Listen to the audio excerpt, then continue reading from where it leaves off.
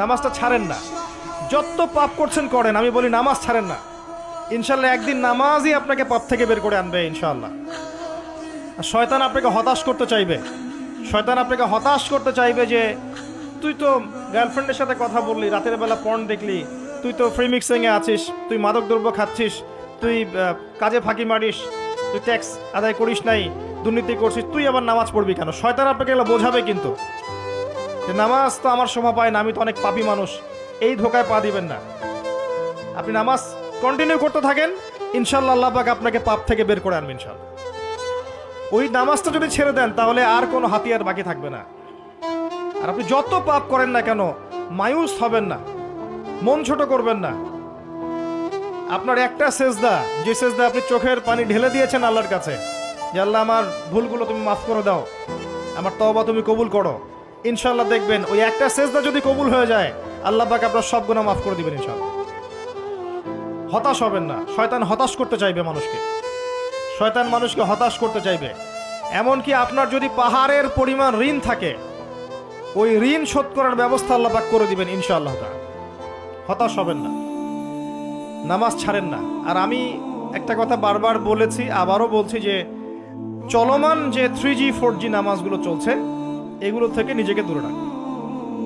সব এখন ডিজিটাল, নামাজও ডিজিটাল। দেখা যায় যে 5 মিনিটের মধ্যে 4 রাকাত নামাজ শেষ, মাশাআল্লাহ।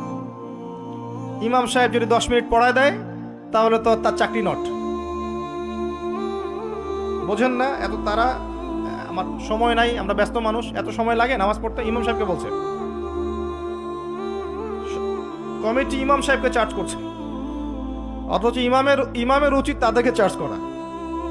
উল্টে গেছে এখন আর কি। ওইদিকে আসবো আমি।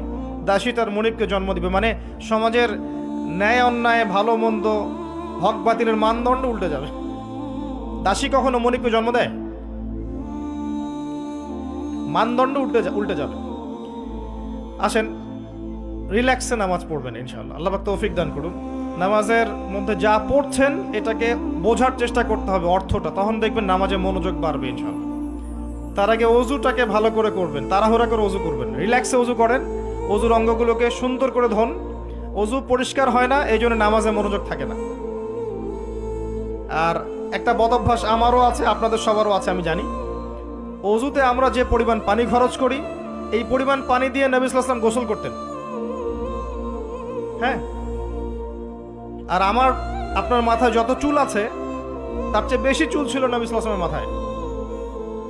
আপনার 2-3 জনের মাথায় যত চুল আছে তার চেয়ে বেশি চুল ছিল নবী সাল্লাল্লাহু আলাইহি ওয়াসাল্লামের মাথায়।